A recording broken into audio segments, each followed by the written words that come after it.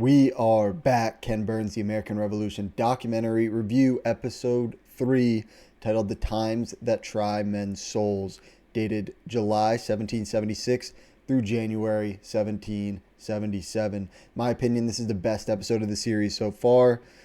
As you can imagine, a 2-hour episode that details just 6 months of the war. It's pretty action packed. There's a lot going on at all fronts. We're going to get into the macro takeaways from the episode, as well as some of the great anecdotes that Burns always leaves throughout his documentaries.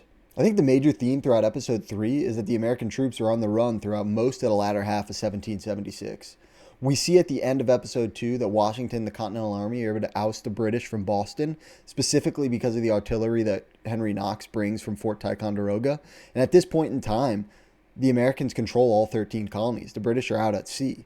But King George III responds in turn. He hires Hessian soldiers. He adds more to the British army and even stirs up loyalists throughout the 13 colonies. And they move their momentum from New England down to New York. And it's at this time where the Americans really get put on the back foot, and we see Washington's first blunder of the American Revolution. Burns does a terrific job of conveying that the American Revolution is really just a battle of the waterways. And after they're ousted from Boston, Britain puts a big emphasis on securing New York City for a couple of reasons. One, you have the eastern ports, access through the Atlantic. You have the East River and the Hudson River. And Britain believes if they can secure the Hudson River, not only will they be able to open up lines of shipment down from Canada, but they'll be able to cut off New England from the rest of the 13 colonies. This is why the battles of Kips Bay, the Battle of Long Island become so important and are so highlighted throughout episode 3. I find the Battle of Long Island and the subsequent battles throughout what today is the New York City metropolitan area to be incredibly fascinating, given what New York City has turned into over the last 250 years. As I mentioned earlier, the Battle of Long Island is one of Washington's first major gaffes of the American Revolution when he leaves the Jamaica Pass open.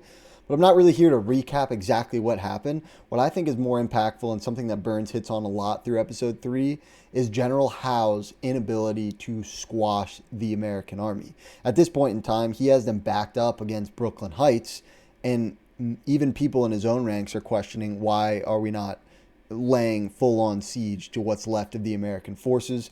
Obviously, that leads to Washington in the middle of the night leading 9,000 men across the East River in an escape. And this essentially keeps the American dream and the American forces alive. We see this again from Howe at White Plains when they thoroughly dominate the American forces, have them on their heels, but Howe does not continue to press forward. I think one of the historians from the episode brought up a good point that there was sentiment, especially among his ranks, that General Howe didn't even see the American troops as full-on enemies, as he saw them still as subjects of the crown and therefore didn't want to completely crush them, which ultimately turned out to backfire for him down the line. Burns provides a funny and telling anecdote from a soldier who said, "General Howe is either our friend or no general at all, given his inability to squash the American forces when presented with the opportunity." It's eerily similar to what George McClellan did for the Union Army during the Civil War, obviously 80 years later. But I think the American troops' ability to survive these brutal attacks of late 1776 is kind of a metaphor and microcosm for the revolution itself. They got beat down often, but they were never destroyed. And I think this is something that Burns does a good job of kind of underlying throughout the episodes is that, it wasn't always easy for the Continental Army. It rarely was easy for the Continental Army, but the will and the grit to form a new nation was what got them through. There was a brief story in the middle of episode 3 that I found really interesting and wish Burns touched on a little bit more. It was when John Adams and Benjamin Franklin met with Admiral Howe in September of 1776, and Howe was basically saying to the Continental leaders, you guys need to surrender. We don't want to brutalize you. And I think Britain up until this point thought that their major show of force, the bringing on of Hessian soldiers would scare the Americans into collapse. But I think Adams and Franklin's ability to, completely stymie this negotiation shows where the revolution was at this point. I wish they would have dove in a little deeper because it was something I was unaware of until I did watch the episode. The latter half of episode 3 detailed the Battle of Trenton, which essentially defined American morale in late 1776 through 1777 and 1778. It was a gamble from Washington. He knew that many of his 12-month enlistment to the Continental Army were up on January 1st, 1777. So 10 days before the new year, he rallied as many troops as he could to New Jersey.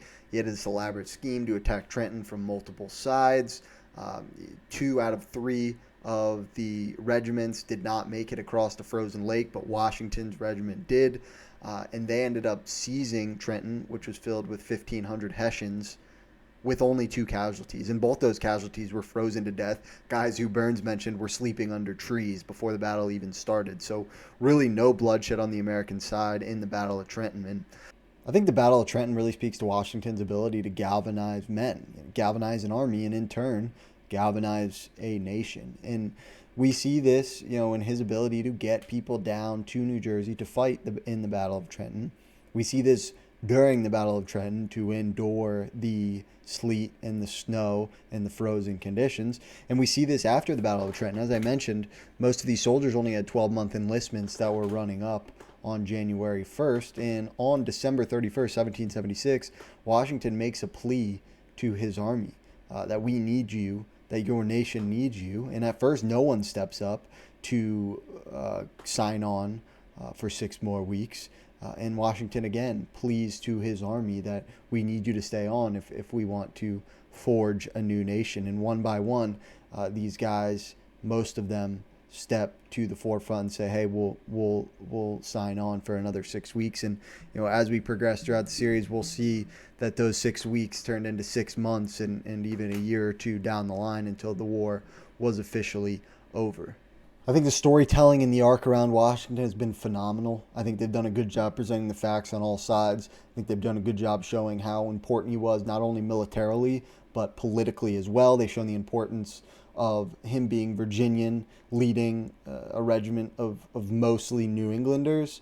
And so I really think how Burns has handled the portrayal of Washington through 3 episodes has been phenomenal.